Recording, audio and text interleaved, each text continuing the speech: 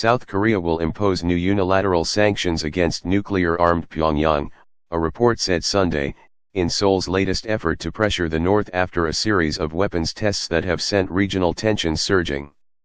Already, the Treasury Department has added 8 North Korean banks and more than 24 North Korean nationals working in countries like China, Russia, and Libya to its sanctions list. Treasury has also slapped sanctions on a Chinese businessman and several North Korean shipping and trading companies and vessels. The North Korean regime is believed to use a complex network of front companies to do business in China and other countries to dodge the U.S. economic restrictions. North Korea is also known to employ deceptive shipping practices, including ship-to-ship transfers. North Korea ignores all the sanctions placed upon them and does as they please. It seems the sanctions are simply for appearance and to appease the global leaders that feel blunt force trauma should not be used against North Korea. The move comes after a rare visit to North Korea by a senior UN official, who called for dialogue between Pyongyang and the international community to avert a potentially catastrophic miscalculation in the high-stakes nuclear crisis.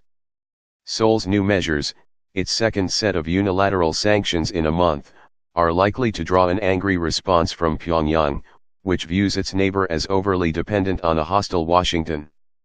A total of 20 North Korean organizations, including banks and trading companies, and 12 North Korean individuals, mostly bankers, will be blacklisted as of Monday, the South Yonhap news agency reported, citing a foreign ministry official. The organizations and individuals were involved in supplying money needed to develop weapons of mass destruction or illegal trading of sanctioned items, the official said, according to Yonhap. The measures are in addition to those by the UN Security Council, which has hit the isolated and impoverished North with a package of sanctions over its increasingly powerful missile and nuclear tests. China, Pyongyang's sole major diplomatic and military ally, has also backed the UN embargoes, but has repeatedly pushed for talks to defuse tensions. The U.N.'s Under-Secretary General Jeffrey Feltman visited the North just a week after Pyongyang said it test-fired a new ballistic missile capable of reaching the United States. His trip also coincided with the U.S. and South Korea's biggest ever joint air exercise, which the North slammed as a provocation and revealing an intention to mount a surprise nuclear preemptive strike. Seoul's sanctions will bar South Korean individuals and entities from transacting with those on the list, but it will be largely symbolic given a lack of inter-Korean economic ties. Last year, South Korea unilaterally closed operations at the jointly run Kaesong industrial complex, saying cash from the zone was being funneled to the North's weapons program. The complex was the last remaining form of North-South economic cooperation. Seoul banned nearly all business with the North in 2010 after accusing Pyongyang of sinking one of its warships.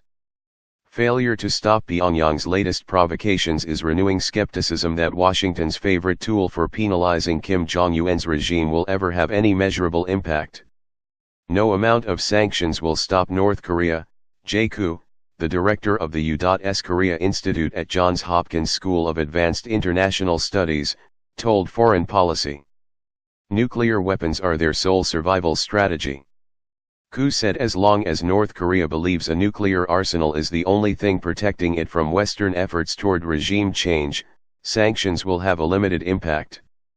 William Brown, a Korea expert at Georgetown University, said the regime has long understood how to maintain control of an isolated and blacklisted economy.